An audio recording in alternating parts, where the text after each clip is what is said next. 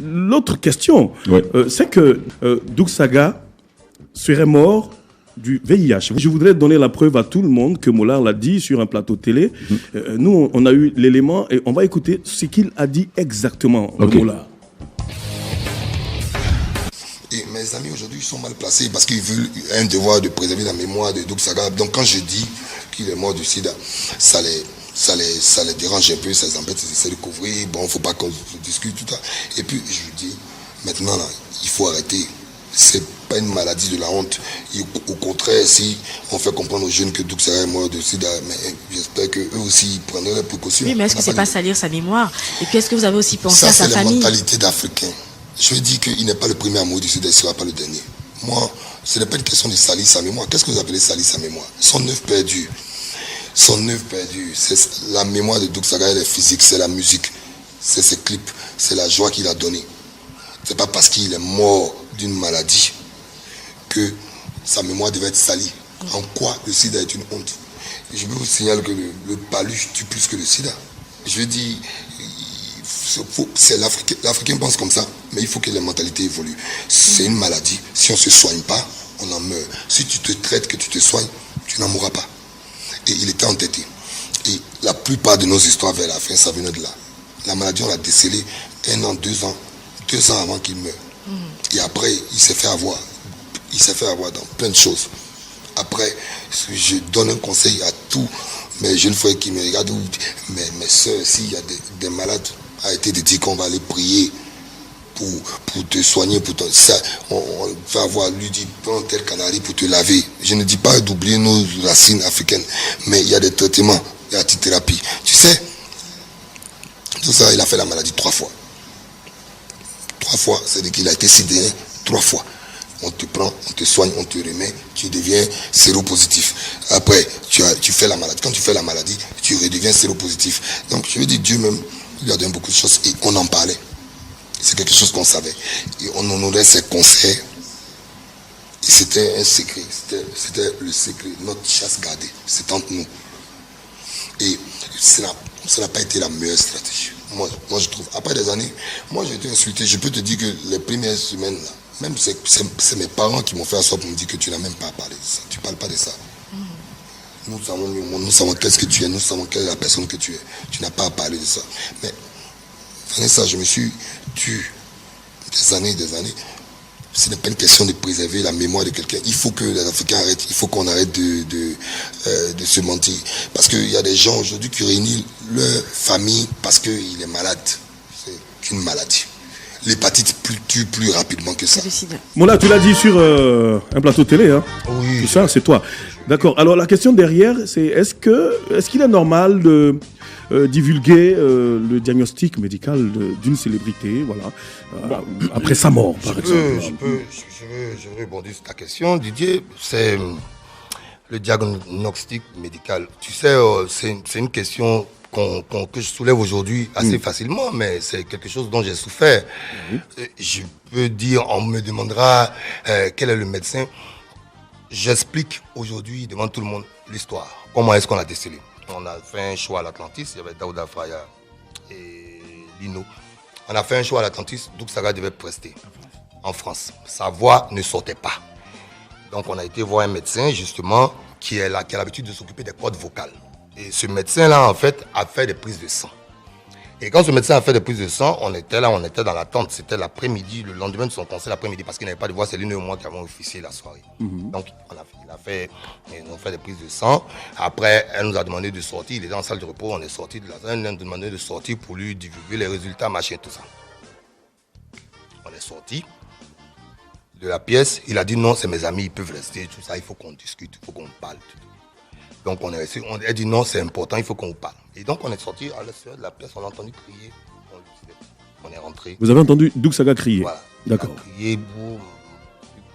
Et donc on est rentré, mais qu'est-ce qui se passe? Tu vois, c'était quelqu'un qui était vraiment... Ton micro, s'il te plaît. C'était quelqu'un qui était vraiment, je veux dire, dans traumatisé. Voilà. Donc il a dit que franchement, voilà, le résultat, il ne faut pas qu'on en parle à qui que ce soit. Première chose. La deuxième preuve que nous avons eue, et je tiens à remercier même le président Gbagbo, même s'il n'est pas là, la deuxième le deuxième acte qui a failli faire que tout le monde a failli savoir, quand on a commencé à couvrir la chose, c'est qu'il y a eu un voyage. Il était à Londres. Il vivait chez un ami que là, je dis même son nom dans une de mes chansons, Bijou et Bijoutier. Il était à Londres. On a essayé de le faire passer parce que les papiers qu'il avait à Londres ne lui permettaient pas de rentrer en France. Ouais. Voilà. Donc, on a essayé de le faire passer par un ami qui s'appelle Stéphane Bayer de Fond. Il est passé, on l'a mis à l'hôpital Bichat. Quand on l'a mis à l'hôpital Bichat, c'est à Saint-Ouen, on a utilisé les papiers d'un Camerounais. Il se trouve que les associations humanitaires qui sont en France ont emmené un courrier chez le monsieur. Sa femme a découvert. Donc, quand elle a découvert, elle a cru dire, elle a dit, toi tu as le sida, tu me dis pas machin. Et puis il a commencé à faire des investigations. On a été obligé de changer d'hôpital à Dougsaga. Donc en voulant changer d'hôpital, on a un ami qui s'appelle Gauthier Lavivache qui travaillait à l'hôpital cantonal de Genève, au service comptabilité. Et Gauthier Lavivache, on lui a demandé, en fait, si on pouvait mettre Dougsaga à l'hôpital en Suisse. Il a dit oui, parce qu'il avait fait la maladie, il ne prenait pas de médicaments. Il a dit oui, il n'y a pas de problème. Et on n'avait pas expliqué à Gauthier, en fait, de quoi Dougsaga souffrait. Et cet incident, même, il y a eu un incident qui a gâté le travail de Gauthier, qui ne travaille plus maintenant dans n'importe quel truc hospitalier, parce que, étant en service comptabilité, quand ils ont commencé à soigner Dougsaga à l'hôpital, il est parti regarder le dossier médical de Dougsaga avec son numéro, alors qu'il n'est pas médecin, il n'a pas le droit. Il a regardé le dossier médical, il en a fait des copies. Et donc, Gauthier, il a vu que Dougsaga était infecté par la HIV et que, voilà. Donc, ça veut dire que les frais d'hôpitaux allaient être très élevés. On a contacté l'ambassadeur Beke, qui a contacté le président de la République de l'époque, Gbagbo, qui a décidé de prendre en charge les frais médicaux. Donc, c'était, si vous voulez, un contrat de... je suis très ému quand je parle de ces histoires parce que ça me ramène dans des souvenirs très profonds. Et... un moment, à l'hôpital cantonal de Genève, il y a Dougsaga qui a décidé de sortir, de venir à Abidjan. Il a décidé de sortir, de venir à Abidjan. Je ne sais pas pour quelle raison. Il a dit non, bon, je suis en forme maintenant, je peux me promener, je suis en bonne santé, il n'y a pas de problème, oui, je vais venir. Il est venu à Abidjan. On a tout fait pour ne pas qu'il vienne, d'où des dissensions entre moi et certaines personnes. Je ne citerai pas de nom ici.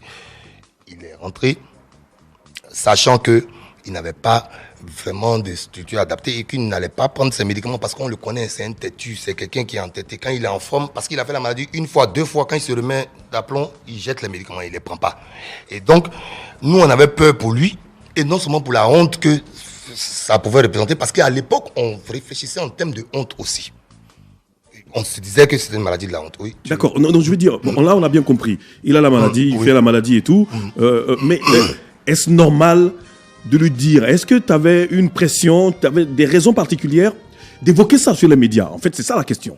Est-ce que c'est normal? Oui, mais moi je trouve que c'est normal. Tu sais, s'il y a quelqu'un qui est bien placé pour évoquer, depuis les premiers jours, tu nous as aidés au funérailles, tu es venu présenter gratuitement, tu as évité même qu'il y ait des conflits entre nous. Gauthier Lavivache, il est venu tout en larmes. C'est-à-dire qu'il voulait donner les papiers à la presse. Il y a plein de choses. J'ai été insulté. Oui. Mais j'ai attendu 6 ans. Attends, on m'a traité d'assassin avant. Est-ce pour cela, justement, est-ce pour cela que toi aussi tu as décidé de... Non, mais moi je suis quelqu'un de mature. Je porte l'information parce que, si tu veux, il y a quelque chose qui m'a choqué. Il y a quelque chose, j'ai été en concert au Mali. Et puis, c'était dans le cadre d'une association humanitaire. Et puis, j'ai été voir des malades. J'ai été voir des malades du sida. Ils n'ont pas accès à leur famille. Leur famille ne les rejette complètement et totalement. Je me suis dit que, en tant qu'artiste, en tant que porte-voix, il faut que j'en parle. Mais le meilleur exemple pour en parler, c'est Stéphane. Parce que les gens veulent en faire un secret, mais le sida n'est pas une maladie de la honte. Je le dis, je le répète, c'est pas une maladie de la honte. Il y a des maladies qui tuent plus que ça. Et donc, voir des gens malades qui sont rejetés, je te dis, qui n'ont pas d'aliments parce qu'on sait comment ça se passe dans nos... D'accord, Mola, à un moment donné, tu as été accusé et tout a failli même être lynché oui. à Ivosep, tout ça. Mais est-ce que c'est pas ça qui t'a poussé finalement non, c'est pas ça. À dire bon, il faut que je dise la vérité. Enfin, si. Tu sais, je vais t'expliquer. Il faut que j'informe tout le monde pour me dédouaner complètement, voilà. Non, pas pour me dédouaner, parce que j'étais même pas en recherche de promo. J'étais pas en recherche de promotion, de communication. Et si je veux revenir sur le lynchage, je vais dire qu'on va rentrer dans des considérations. Je vais rentrer au clash avec certaines personnes parce que c'était pas un lynchage en tant que tel. Parce que quand je suis rentré à Ivosep, on disait Mola président. Il y a une bande qui a commencé à me traiter d'assassin à la réponse. l'époque, c'est la même bande qui est venue. Je prends ici à témoin M. John Chien Sombo. On les a tous retrouvés et on nous a dit ils nous ont dit clairement qui les a envoyés. C'est qui? Et non, je ne suis pas là pour citer. C'est passé. Je suis désolé. Quand tu es venu à cette émission, tu as dit que tu n'as pas la langue. Oui, mais je veux dire, je passe sur certaines choses. Vous pouvez demander à John Chang, il vous dira. Et même juste après cet événement, c'est le seul qui m'a tenu une caméra, comme il y avait son émission Tonnerre, qui a tenu la caméra, qui a dit que bon, on va te dédouaner devant le public. Et je me souviens aussi que ce qui a contribué à cela, parce que c'est ça le mouvement de foule, il faut faire attention. Ce qui a contribué à cela, c'est un article de Star Magazine aussi, qui ont titré à la une de leur journal que Mola complote pour tuer Doug Saga. J'ouvre le journal, je regarde à l'intérieur, il y a un manager qui s'assoit, qui dit que non, on a des vidéos, on a des preuves, Mola complote pour tuer Doug Saga. Ils ont titré ça sur le journal. Mais donc c'est facile après de venir sur ça. D'où le problème quand je suis venu, j'ai dit, tu es mon frère, mais votre journal, je ne veux pas, parce que c'est des choses qui m'ont choqué. Même si après, je reconnais que Top Visage, Star Magazine a récupéré mes courriers, mes correspondances avec Doug Saga, je ne sais pas, par l'oncle de Doug Saga pour les transmettre. Donc, je veux dire, Didier, oui. Il y a plein de choses qui sont arrivées. Quelqu'un est décédé, il est décédé.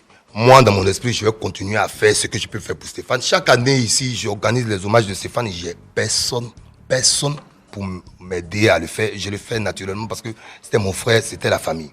Et ça va le rester. Est-ce que après les révélations sur la maladie de Doug, est-ce que la famille a réagi par rapport à ça, disant que tu as mal agi ou pas? Est-ce que non, la famille... il n'y a que la mère de son enfant qui a dit que non, je ne peux pas imaginer que tu allais dire ça. Son oncle n'a rien dit. Et ça n'a pas plu à Lino Versace, par contre? Oui, ça n'a pas plu à Lino Versace et à Boro Sangui. Oui. Boro Sangui m'ont pas dit grand-chose, mais que ça leur plaise ou pas, moi, je suis un homme responsable. Je suis responsable de ce que je dis. Et je veux dire... Il faut arrêter de mentir à la population. Notre rôle là, c'est pas de mentir. C'est une maladie, c'est une maladie. Il y a des gens qui se lèvent, tu vois, ils vont voir les pasteurs, il va me délivrer. Il faut arrêter. On t'a décelé une maladie, tu te soignes, ça s'arrête là. Voilà. Ok. Pour ma question demeure. Pour répondre à la question du point de vue journalistique, je pense que quand la maladie de la personne est du domaine du débat public, je veux dire, tant que ça ne sort pas dans le débat public, on n'est pas obligé d'en parler. Je prends un exemple plus récent. Comment il s'appelle déjà Fatigué, comment il s'appelle Francky Caprio. À la limite, son test de dépistage n'intéresse personne. Mais du moment où le jour où Arafat lui dit que toi tu es séropositif et que lui commence à nier, je ne suis pas séropositif, ça devient une information pour la presse. Ouais. Et je me souviens que c'est moi qui ai demandé à un des journalistes de Top Visage, écoute, tu le prends, vous partez dans un centre de dépistage, tu le suis jusqu'à ce qu'il fasse le test. Le gars, il a fait le test, il m'a ramené les résultats, mais il n'y avait pas son nom. Il dit, mais tu retournes parce que ça ne prouve pas que c'est lui. Tu retournes là-bas, tu vois la dame, le médecin en question qui a fait le test, et tu nous ramènes le résultat avec son nom. Et c'est ce qui a été fait. Je dis, tant que ça ne suscite pas de débat, ça n'intéresse personne. Mais du moment où il y a un débat... Et ça a été fait, quel est le résultat? Il a été négatif. Il a été négatif, sinon on n'aurait peut-être pas fait. Non, mais pour les auditeurs. Oui, ils veulent bien savoir. Le résultat en cet instant-là était négatif. Okay. J'ai bien dit. Le résultat à cet instant était négatif. Oui, donc, mais parce que les tests. Vous me répétez, mais parce qu'il faut tant que l'état de santé d'un individu, enfin d'un personnage public, ne suscite pas de débat, il n'y a aucun souci. La preuve, il y a dans des pays plus avancés en démocratie que nous, les chefs d'État publient les bulletins de santé tous les 3 mois, bien tous les 3 ans. Parce que ça intéresse le public. Tous les semestres. Voilà. D'accord. Et Valène Guédé, je voudrais qu'on prenne quand même ton avis. Non. Est-ce que c'est normal de mettre sur la place publique le diagnostic médical d'une célébrité? Je crois un chef de l'État, il dirige un pays. S'il a quelque chose, le pays peut s'arrêter. Donc un individu comme toi, comme moi, sa maladie, s'il meurt, ça n'arrête pas le pays. Mais par contre, ce que je crois que le Mollard a eu le courage de le dire parce qu'à un moment donné aussi, vous savez, si Doug Saga, on sait, Dieu seul sait qu'il a eu des rapports aussi avec plusieurs filles. Il est parti tout en respectant sa mémoire, mais ces filles-là, si elles ne le savent pas, une fois qu'on donne l'information, elles peuvent aller consulter un médecin. Si on peut les maintenir en vie pendant 20 ans encore. C'est ça le problème du sida. Dès lors qu'on n'informe pas et que c'est là, ça devient une maladie, il est trop tard. Il est trop tard. Et moi, je connais aussi des artistes aussi qui sont morts du VIH ici. Et je pense que... Et pourquoi vous n'avez pas dit, pourquoi vous n'avez pas informé le débat public. Voilà. Et aujourd'hui, en le disant, je pense que il y a certaines filles, elles peuvent prendre des précautions si elles sont en forme. Et puis, deuxièmement, il a dit quelque chose qui est très, très important. Et paix à l'âme d'une de mes belles-sœurs, on est en train de l'inhumer actuellement. Juste ce matin à Ivossé, paix à son âme. Mais elle était malade il y a quelques jours de cela. Et il y a un pasteur qui est venu à la maison. Elle était à l'hôpital, le pasteur est allé la chercher à l'hôpital. Alors on va prier sur toi. Et ils étaient en train de prier et la fille est morte. Et il y a des choses comme ça, de la maladie comme le VIH-Sida ou autre, on ne prie pas. Est-ce que tu trouves normal, finalement, qu'est-ce que je retiens? Tu trouves normal? Écoutez, aujourd'hui, il y a des personnes que moi je connais, le nom de Chantal Taïba, que je connais très bien, revient de manière récurrente. Je n'affirme pas. Je n'affirme pas. Et d'autres personnes, si tel a été le cas, elle peut prendre des dispositions. L'information que tu veux donner, ouais. Avec lesquelles je savais avec qui il avait une relation, elles ont toutes été informées bien avant qu'il décède. Celle que je connaissais. Ça, je peux. Tu l'as fait comment? J'ai prévenu par téléphone, je ne suis pas allé voir tout le monde. J'ai dit que va faire ton test.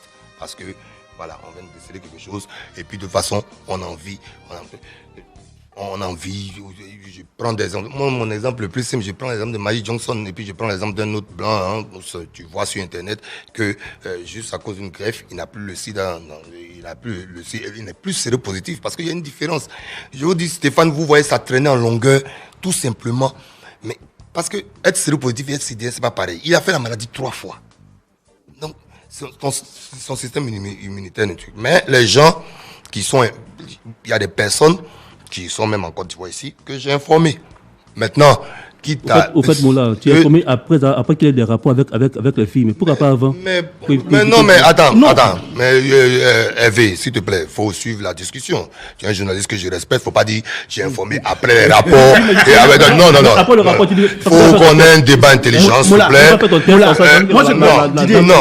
Je te dis que j'ai informé quand la maladie a été décelée. On a 30 secondes pour boucler. Hein. Quand la maladie a été décelée, j'ai informé. Donc, comment tu ne comprends pas?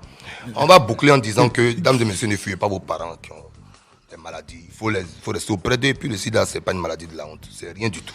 Ebola tue plus rapidement que ça. D'accord, merci beaucoup. Carrefour Weekend. Samedi, 9h-11h.